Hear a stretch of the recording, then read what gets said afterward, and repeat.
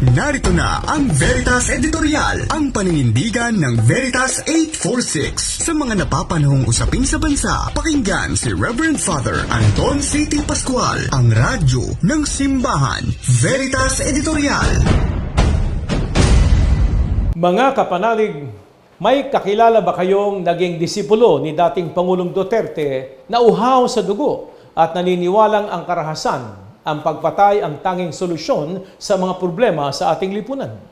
Sa unang araw ng confirmation of charges hearing ng dating presidente sa ICC para sa mga kasong crimes against humanity, sinabi ng abogado ng mga biktima ng extrajudicial killings na si Joel Butuyan na marami sa kanila ang natatakot na ibahagi ang kanilang kwento. Living hell o mala-impyerno raw ang buhay ng mga naulila ng madugong gyera kontra droga dahil sa pagbabanta, panggigipit at pananakit ng mga clones ng sikat na mayor ng Davao. He converted millions of peace-loving citizens into bloodthirsty disciples who have become converts to the belief that violence and killings are valid solutions to societal problems. Paglalarawan po ito ni Butuyan. Abay, sang-ayon ba kayo sa sinabi niya? Hindi may tatangging napakalaki ng impluwensya ni dating Pangulong Duterte sa maraming Pilipino. Walang preno ang kanyang bibig. Kahit Diyos at Santo Papa, minumura niya. Hindi niya alintana ang mga batikos tuwing binabastos niya ang mga babae. Hindi siya sanay sa mga formal na pakikipagdaog-palad. Kakausapin niya ang taong bayan sa paraang komportable siya, kahit madalas walang kalinawan o walang direksyon. Higit sa lahat, kapanalig, hindi niya pinagtatakpan ang kanyang pagkiling sa karahasan. Lumalaganap nga ang paniniwalang dahil sa kanyang kamay na bakal, naging mapayapa ang lungsod ng Davao. Buhay ng tao ang kapalit ng kapayapaan. Kahit pa kadalasan, maliliit na drug users at drug pushers lang ang napapatumba. Hindi naman talaga nawala ang droga at mga krimen sa lungsod. Pero sadyang marami ang napaniwalang kung nagawa niyang linisin ang Davao, magagawa rin niya sa buong Pilipinas.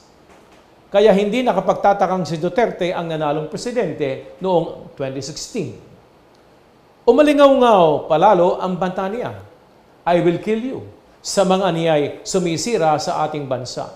Ilang buwan pa lamang sa pwesto, naglabas siya ng shoot-to-kill order na sinunod naman ng ating kapulisan.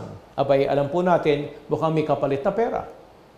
Kahit pa nga makapatay ang mga pulis dahil sa pagtupad sa kanilang tungkulin, ipinangako ni Duterte na hindi sila pananagutin sa batas. Siya raw ang mananagot. I assume full responsibility because I was the one who ordered it. Pagtitiyak niya. Pinayuhan pa niya ang mga pulis na udyukan ang kanilang mga target na manlaban. At kung manlalaban sila, hindi nila kailangang mag-atubiling kalibitin ang gatilyo ng kanilang mga baril. Yan nga ang nangyari, kapanalig. Libo-libo ang pinatay sa ngalan daw ng kapayapaan at kaayusan. Sa kabila ng panaghoy ng mga naulilang pamilya at ng panawagan ng iba't ibang grupo at sektor pati ng simbahan na itigil ang mga patayan, patuloy na dumanak ang dugo sa mga lansangan hanggang sa mga tahanan. Sa harap nito, marami sa atin ang pumiling piringan ang kanilang mga mata, takpan ang kanilang mga tainga, itikom ang kanilang mga bibig. Parang unggoy, no? Kapanalig. Hear no evil, say no evil, no?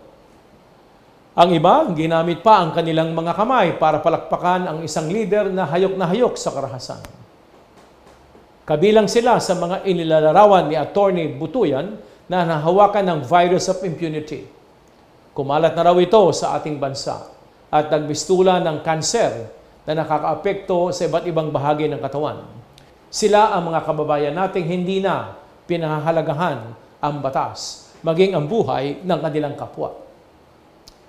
Tanggap nila ang karahasang pilit na binubuwag ng ating pananampalatayang Kristiyano. Ang nakakalungkot dahil nga sa ating mga Katoliko, kalat din ang virus of impunity. Kaya, kapanalig, ipinapaalala natin lagi sa ating sarili ang mga salitang ito sa Kawikaan 3:31. Huwag kang maiinggit sa taong marahas, ni lalakad man sa masama niyang landas. Kapanalig, huwag tayong maging clone ng mga taong marahas. Labanan natin ang virus of impunity.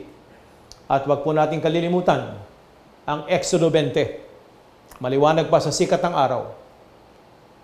Batas ng Diyos, huwag kang papatay. Sumainyo ang katotohanan. Inyong napakinggan ang Veritas Editorial. Ugaliing pakinggan ng Veritas Editorial kasama si Reverend Father Anton C.T. Pascual. Veritas Editorial.